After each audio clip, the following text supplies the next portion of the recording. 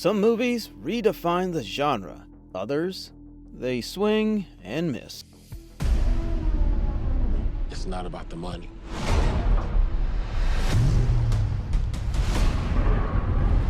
It's about the challenge. Den of Thieves 2, Pantera, a movie that somehow manages to be both at the same time brutal, chaotic, and Gerald Butler looking like he's been awake for 48 hours straight. Does the sequel hold up, or is it just another desperate cash grab? Let's break down the madness. Let's go, let's go! Can I get in Package in hand.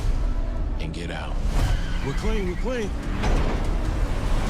It's been a long time coming, but Den of Thieves 2 Pantera is finally here.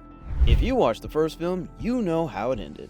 Donnie Wilson, the unsuspecting bartender and getaway driver, turned out to be the mastermind behind the whole heist, slipping away with $1 million, while Gerald Butler's unhinged cop, Big Nick, was left with nothing but regrets. Now we pick up where we left off, only this time the stakes are even higher.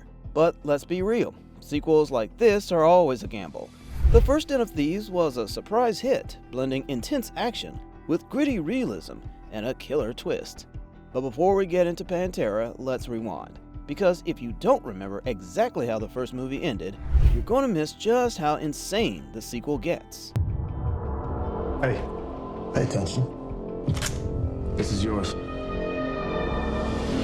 Most important thing, keep your finger off the trigger at all times, unless you need to shoot somebody. When that happens, 3170, we're being held up. hold it until you run dry. Dispatch, we are under heavy fire! The first movie was a Heat-inspired crime thriller that followed the elite Los Angeles County Sheriff's Department as they try to take down a crew of skilled bank robbers.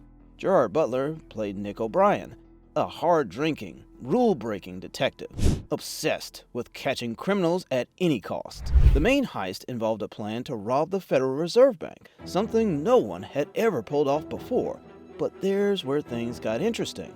While the cops and robbers were busy playing their cat-and-mouse game, the real mastermind was hiding in plain sight. Donnie Wilson, played by O'Shea Jackson Jr., was initially dismissed as just the revealed that he had been running his own big long con the entire time. While Big Nick was distracted with other robbers, Donnie quietly walked away with all the money, escaping to Europe with a clean slate. And that's exactly where Den of Thieves 2 Pantera picks up. If Den of Thieves was about strategy and grit, Pantera is about power and betrayal. But the question is, does Pantera keep the same energy, or does it fall into the classic, bigger but not better sequel trap? Well, this time the action moves from the gritty street of Los Angeles to the underworld of Europe. Donnie, now living under a new identity, finds himself tangled up with the notorious gang known as the Panther Mafia. Donnie isn't just climbing the criminal ladder, he's been dragged into a world he can't escape. And when the Panther Mafia calls the shots, you either play the game or just get buried. I'm feeling it. Watch our 6. Mac. Good drive. You ship. Call out brakes. Copy.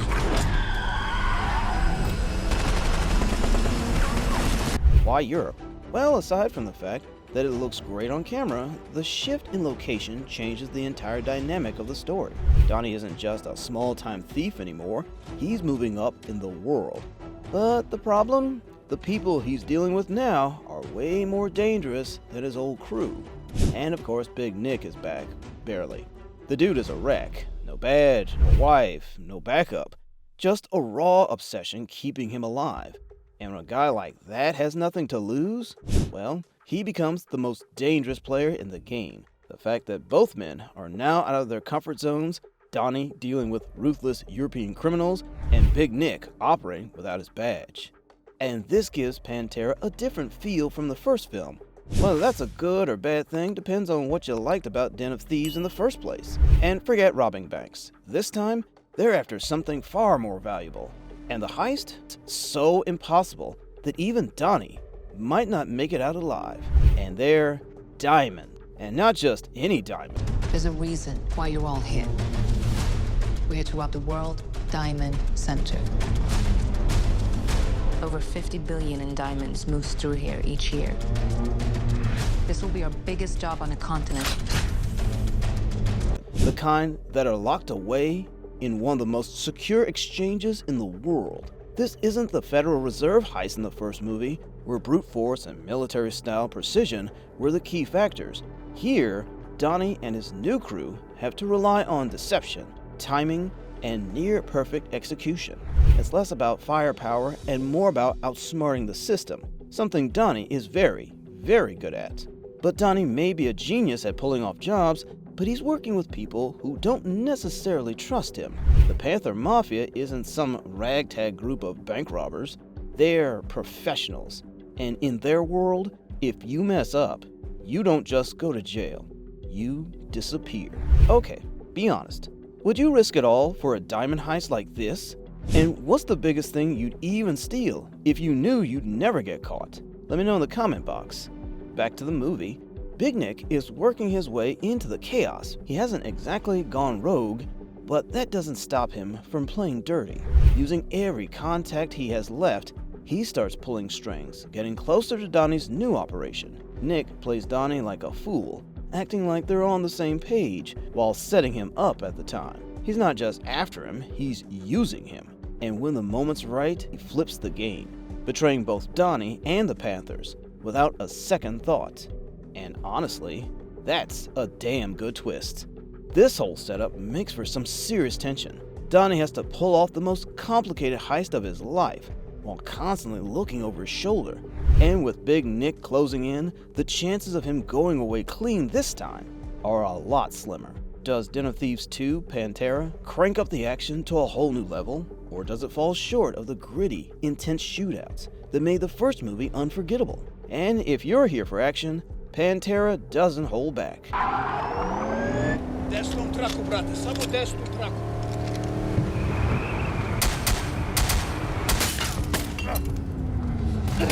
Shit, fuck. Line of sight. I got a clean shot. Got your break. One of the standout sequences is a high-speed, eclectic car chase through narrow European streets. Unlike the highway shootout in the first film, which felt brutal and chaotic, the scene is more sleek and calculated, almost like something out of a Bond movie. Then there are the hand fights, which are just as intense as before, but now with a more international flavor. Instead of full-scale urban warfare, we get closer quarter shootouts in tight places. The hand-to-hand combat also plays a bigger role here, with Donnie and Big Nick both getting their fair share of brutal beatdowns. But does the action hit the same way it did in the first movie? Not exactly. While Pantera ups the scale, it sometimes loses that raw, gritty edge that made Den of Thieves feel so intense.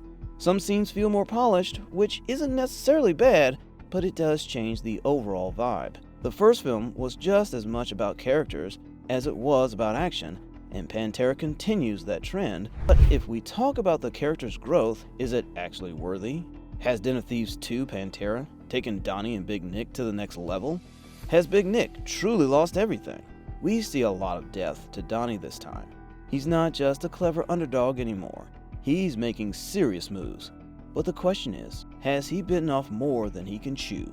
He's smart, but the world he's stepping into is a whole different beast. And how about Big Nick O'Brien? If he was a mess before, he's an even bigger disaster now. No badge, no rules, just a personal mission to take Donnie down. The scary thing? He's still incredibly dangerous. Even without his LAPD power, he knows how to manipulate situations to his advantage. The dynamic between these two is what drives the movie. It's not just about cops versus robbers, it's a personal rivalry. And it's clear that only one of them will make it out on top. I'm gonna do it with you. Sit. We have a problem. Marlboro Man. How'd you guys meet? Prison. Tinder, actually. With all the buzz surrounding Den of Thieves 2 Pantera, does it truly live up to expectations? Is this the next great crime thriller, or are we just holding on to the excitement of the first film? Let's be honest. When the first Den of Thieves came out, no one expected it to be as good as it was. It wasn't just another heist movie, it had grit, tension, and one of the best twists in recent action thriller history. So naturally, when a sequel was announced, people were curious. Would it bring the same energy? Would it even make sense to continue the story?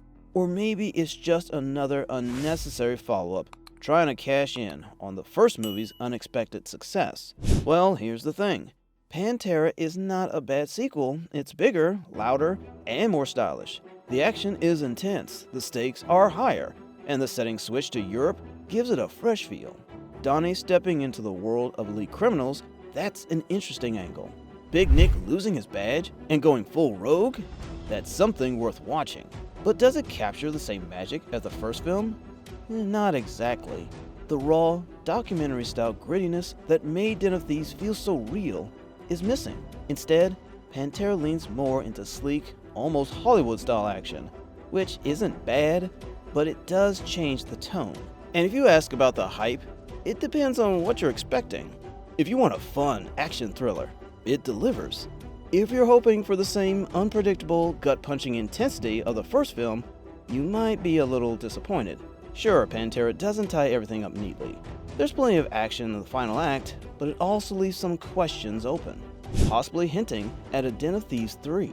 And if they're planning a Den of Thieves 3, they need to bring back the raw edge, or risk turning this into just another action franchise. In the end, Den of Thieves 2, Pantera, is either a wild ride or a total letdown, depending on who you ask. But now, it's your turn to decide.